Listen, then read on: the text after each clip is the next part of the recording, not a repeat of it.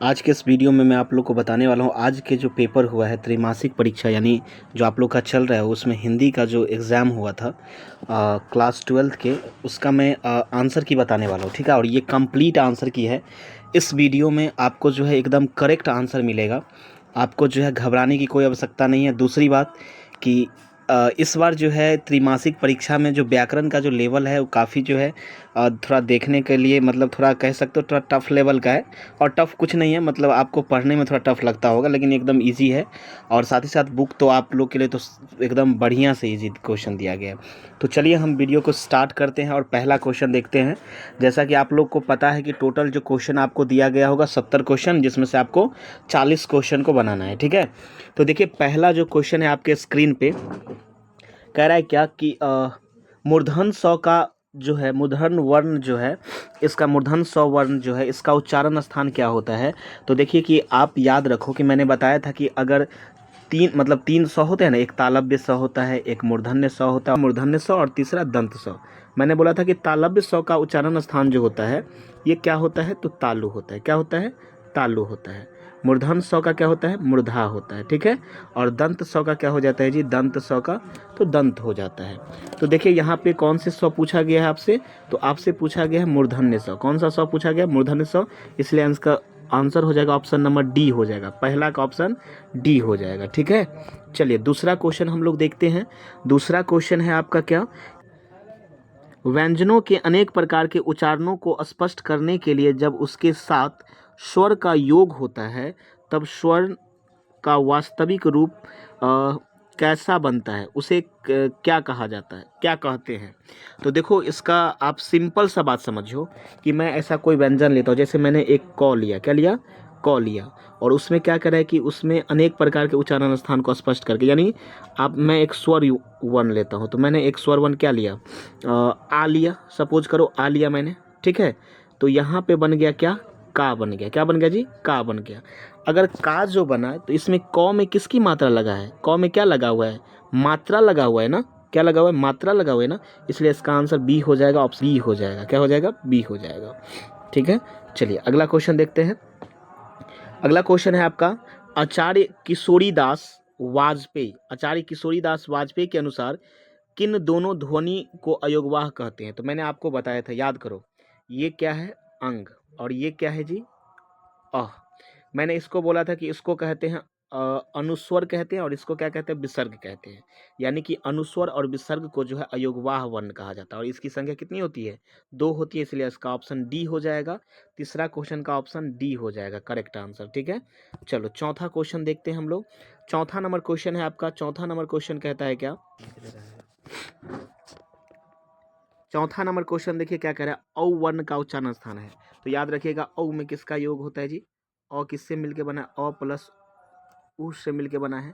तो जैसा कि आप जानते हो अ का उच्चारण स्थान कंठ होता है और ऊह का उच्चारण स्थान ओष्ठ होता है। तो कंठ जोड़ ओष्ठ मतलब कंठोष्ठ, तो इसका ऑप्शन सी हो जाएगा, कंठोष्ठ हो जाएगा। ठीक है, चलिए अगला क्वेश्चन हम लोग देखते हैं। अगला क्वेश्चन आपका है पांचवा नंबर क्वेश्चन। देखो, उच्चारण के मध्य अल्पकालीन या मौन अवस्था या विराम अवस्था को क्या कहा जाता है। जैसे मैं मान के चलो एक शब्द बोलता हूँ, मतलब एक वाक्य बोलता हूँ कि मैं जानता हूँ कि वह एक ईमानदार है। तो यहाँ पे हम जो रुके हैं, थोड़ा सा जो हल्का सा रुके हैं, ये जो मौन अवस्था कह सकते हो या विरामा अवस्था जिसको कहते हो, तो ये आपका संगम करा रहा है, मतलब शब्द मतलब वाक्य को क्या कर रहा है, जोड़ रहा है। क्या कर रहा है, जोड़ रहा है, नहीं। चलिए आगे क्वेश्चन देखते हैं। अगला क्वेश्चन देखेंगे हम लोग। तो अगला क्वेश्चन है कि कौन शुद्ध शब्द है।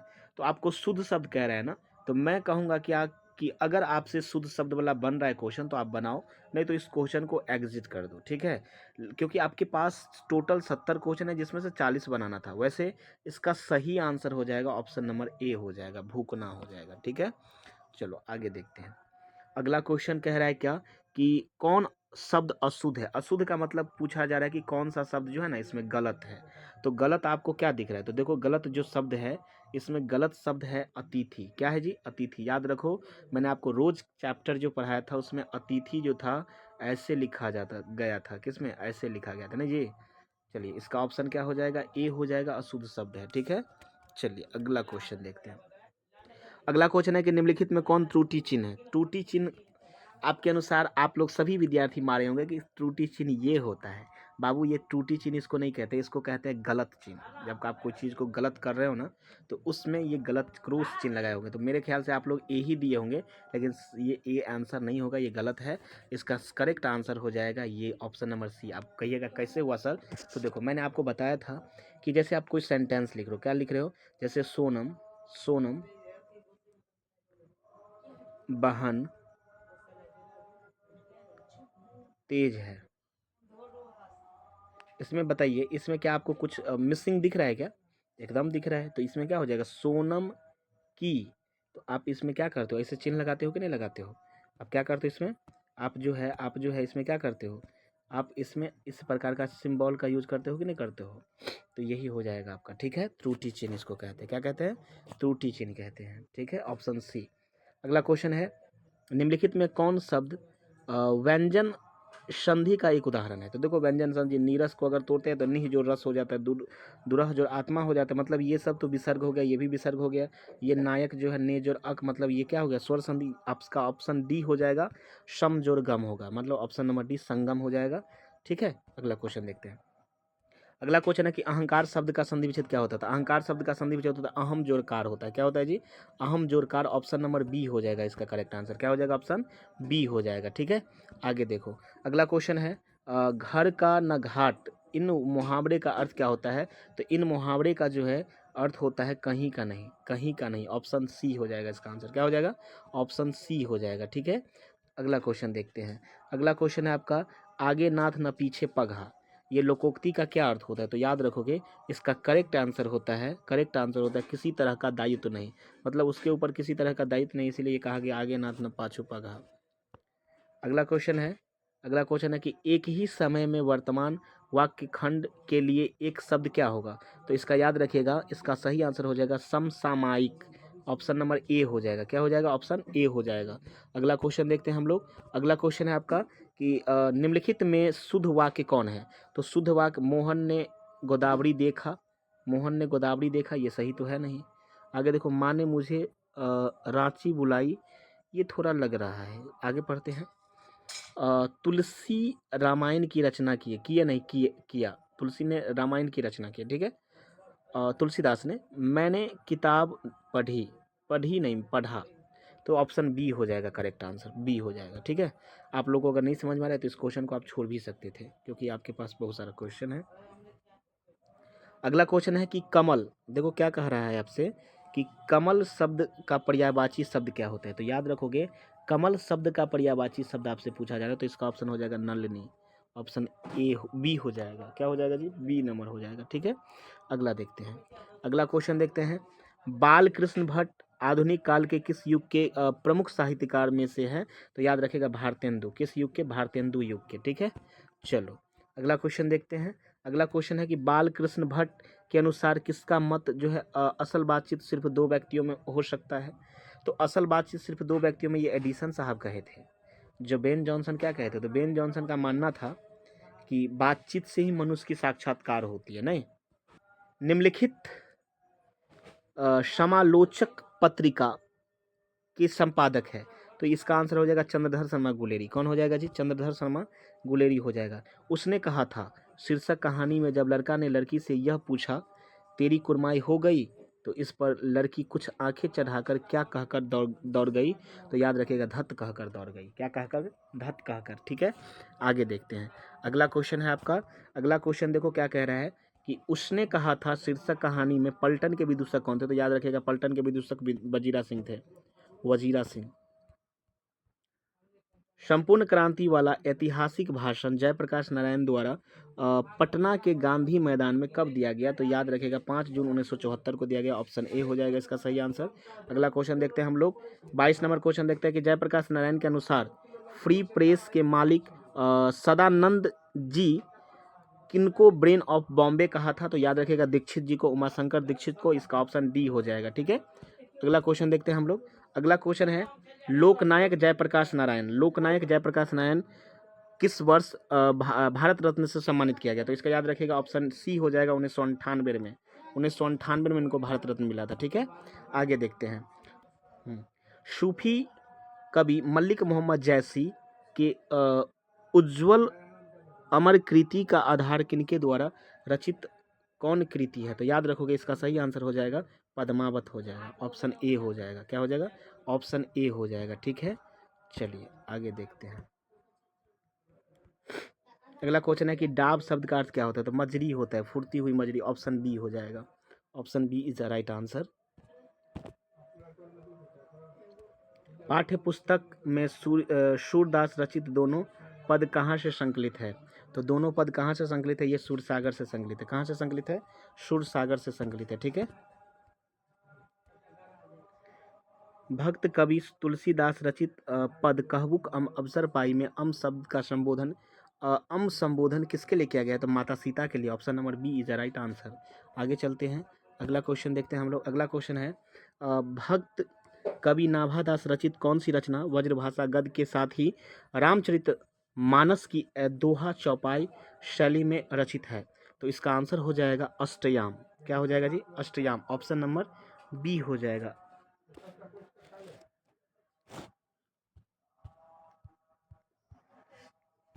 अर्धनारीश्वर किसका कल्पित रूप है? तो शंकर और पार्वती का। Option D. ठीक है, अगला क्वेश्चन है अचमन शब्द का अर्थ क्या होता है? तो अचमन शब्द का अर्थ होता है कुल्ला करना। नहीं, अचमन जो करते हैं नंद बाबा करते रहते हैं अचमन, और सूर्य जो है जुठनियाँ मांगते हैं कृष्ण का। अगला क्वेश्चन है कि कौन शब्द पुल्लिंग है? कौन सा शब्द आपसे पूछा जा रहा है पुल्लिंग? तो कुहासा जो है पुल्लिंग है, डी हो जाएगा। निम्नलिखित में कौन शब्द स्त्रीलिंग है? तो चट्टान जो है ये स्त्रीलिंग शब्द है। ठीक है, आगे देखते हैं हम लोग।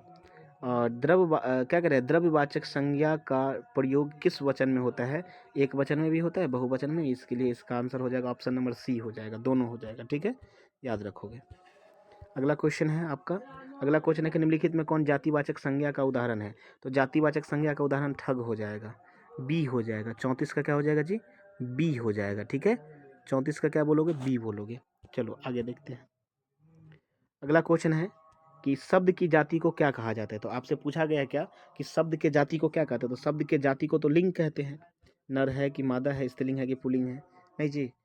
कारकों के बोध के लिए संज्ञा या सर्वनाम के आगे जो प्रत्यय या चिन्ह लगाए जाते हैं उन्हें व्याकरण में क्या कहा गया है? बहुत ही आसान क्वेश्चन आपसे पूछा जा रहा है, तो इसका आंसर हो जाएगा विभक्ति कहा जाता है। क्या कहा जाता है जी? विभक्ति। अगला क्वेश्चन, निम्नलिखित में किस क्रिया के साथ कर्ता ने चिन्ह का प्रयोग नहीं होता? तो भूलना में। किस में? भूलना में। Option C. वाक्य में जिस शब्द से क्रिया के संबंध का बोध हो उसे कारक कहते हैं। तो मेरे ख्याल से ये होगा करण कारक। मेरे ख्याल से क्या ये सही आंसर ही करण कारक है।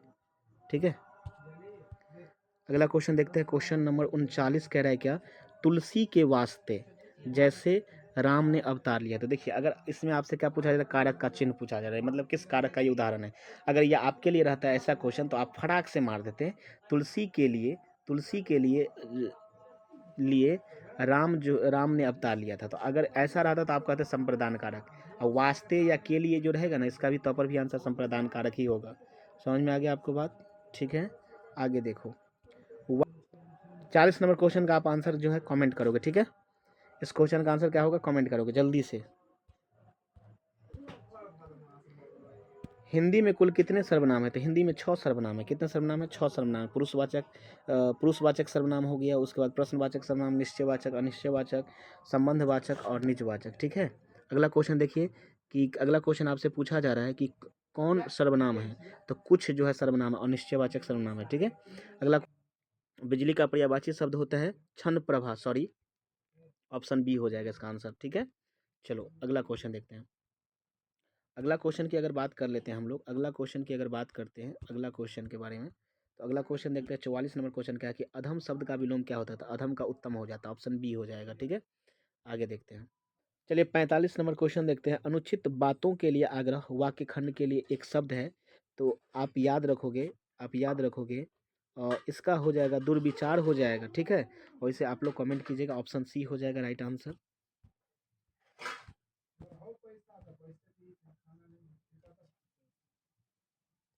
ईंट से ईंट बजाना मुहावरे का क्या अर्थ होता है? तो याद रखिएगा, ईंट से ईंट बजाना मुहावरे का अर्थ होता है कि किसी की दुष्टता का करारा जवाब देना, या परेशान करना, या बाधा दूर करना, या क्या कह रहा है, युद्धात्मक विनाश लाना। तो देखिए इसका सही आंसर हो जाएगा मेरे भाई ऑप्शन ए। ठीक है, इसका सही आंसर क्या बोलोगे? ऑप्शन ए बोलोगे। ओके, अगला क्वेश्चन देखते हैं। समास में आए आए पदों को छोड़कर जब अन्य पदार्थ की प्रधानता हो तब उसे कौन सा समास कहते हैं? देखो मेरे भाई, अगर आपसे सिंपल में ऐसे पूछता कि जिस शब्द का कोई भी पद, मतलब जिस समास का कोई भी पद प्रधान नहीं हो, ठीक है, उसे क्या कहते हैं, तो आप लोग फटाक से बोलते बहुब्री समास कहते हैं। याद रखिएगा, वही आंसर हो जाएगा। इसमें देखिए ना पदार्थ लिख दिया है, तो यही होगा। क्या होगा? बहुब्री समास। ऑप्शन नंबर बी हो। अगला क्वेश्चन देखो, निम्नलिखित में कौन अव्यय भाव समास है? तो याद रखिएगा, मैंने बताया था अव्यय भाव समास का उदाहरण प्रतिदिन हो जाएगा। जो शब्द यथा से, प्रति से स्टार्ट होता है तो अव्यय भाव समास होता है ज्यादातर। संकल्प शब्द का उपसर्ग क्या है? तो संकल्प का सम हो जाएगा। ठीक है, ऑप्शन नंबर सी हो जाएगा। अगला क्वेश्चन है कि पूजापा शब्द का प्रत्यय क्या है? आपा। डी हो जाएगा।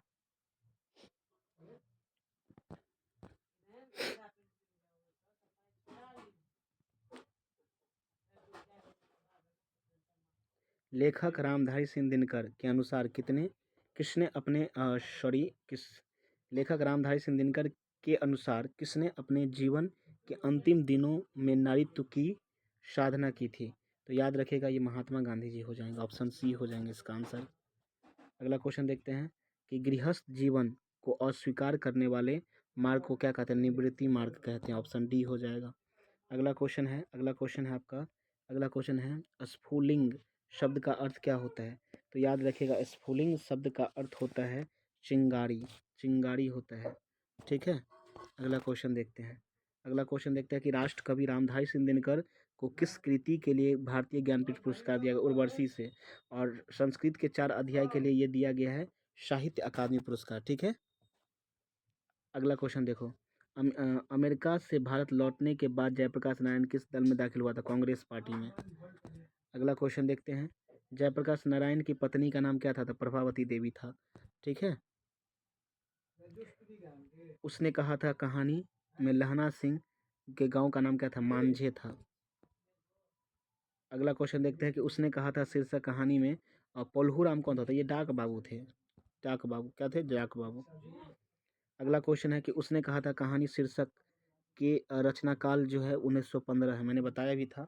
और ये 3 लिखे थे। कितने कहानी लिखे हैं रामधारी सिंह चंद्रशेखर शर्मा गुलेरी? तो 3 कहानी लिखे हैं। ठीक है, अगला क्वेश्चन देखिए। बालकृष्ण भट्ट के अनुसार 4 से अधिक लोगों को बातचीत करने की क्या कहलाते हैं? तो 4 से अधिक लोगों में बातचीत करने को फॉर्मेलिटी कहते हैं। इसका आंसर आप लोग मुझे कमेंट करना। ठीक है, देखते हैं कितना लोग सही बोलते हो। ठीक है, अगला क्वेश्चन देखते हैं। बालकृष्ण भट्ट किस मासिक पत्र को 33 वर्षों तक निकालते थे? तो हिंदी प्रदीप हो जाएगा। इसका आंसर ए हो जाएगा ऑप्शन। निम्नलिखित में प्रेम के पीर का कवि मलिक मोहम्मद जैसी को कहा जाता है। ठीक है, अगला क्वेश्चन देखेंगे हम लोग। अगला क्वेश्चन देखते हैं कि निम्नलिखित में किस कवि के काव्य के 3 प्रधान रस है? तो ये हो जाएगा, यानी कह रहा है क्या, विनय, भक्ति, वात्सल्य, प्रेम, श्रृंगार। तो इसका आंसर हो जाएगा सूरदास जी। मैंने बताया भी था आप लोग को। अगला क्वेश्चन है आपका, मलिक मोहम्मद जैसी किसके कारण रूपहीन तथा आंख से विहीन हो गया? तो ये चेचक के कारण। किसके कारण जी? चेचक के कारण हो गया था। ठीक है, अगला क्वेश्चन देखते हैं कि मलिक मोहम्मद जैसी ने अपनी एक आंख की तुलना किससे किया? तो दर्पण से किया। किससे किया? दर्पण से किया। ऑप्शन डी हो जाएगा इसका सही आंसर। अगला क्वेश्चन देखते हैं कि शुद्ध दैतवाद एवं पुष्टि मार्ग के भक्ति साधना के प्रवर्तक प्रसिद्ध दार्शनिक आचार्य एवं संत का नाम क्या था? तो याद रखिएगा, वल्लभाचार्य था। क्या नाम था? वल्लभाचार्य नाम था। ठीक है, आगे देखते हैं। कन्या शब्द का अर्थ क्या होता है? तो कन्या शब्द का अर्थ गोद होता है। ऑप्शन सी हो जाएगा इसका सही आंसर। क्या हो जाएगा? ऑप्शन नंबर सी हो जाएगा। ठीक है, आगे देखते हैं हम लोग। अगला क्वेश्चन है कि किस दासी ने तुलसीदास के जन्म के बाद परिवार द्वारा परित्यक्त होने पर उनका पालन पोषण किया? तो चुनिया ने किया था। चुनिया ने किया था। ऑप्शन ए हो जाएगा। ठीक है, अगला देखते हैं। 69 नंबर क्वेश्चन है कि राम भक्त कवि नाभादास के दीक्षा गुरु कौन थे? तो स्वामी अग्रदास। कौन थे जी? स्वामी अग्रदास थे, जिसे अग्र अली भी कहा जाता है। ठीक है, लास्ट क्वेश्चन देखते हैं। कवि नाभादास के अनुसार किन्हें हृदय रूपी दिव्य दृष्टि प्राप्त है? तो ये हमारे तुलसीदास जी के प्राप्त है। तो इस प्रकार आपका 70 जो है कंप्लीट हुआ। बताइए 70 में आप कितना बनाए हो? तो बनाए होंगे 40। फाइनल आंसर जो है आप 40 में जो है सभी बच्चे बोलेंगे कि 40 में आपका कितना सही हुआ है। 40 में आप कितना सही किए हो, 40 किए हो क्या, कमेंट कीजिएगा। ठीक है, तो आज के वीडियो को यहीं पे एंड करते हैं। तब तक के लिए जय हिंद।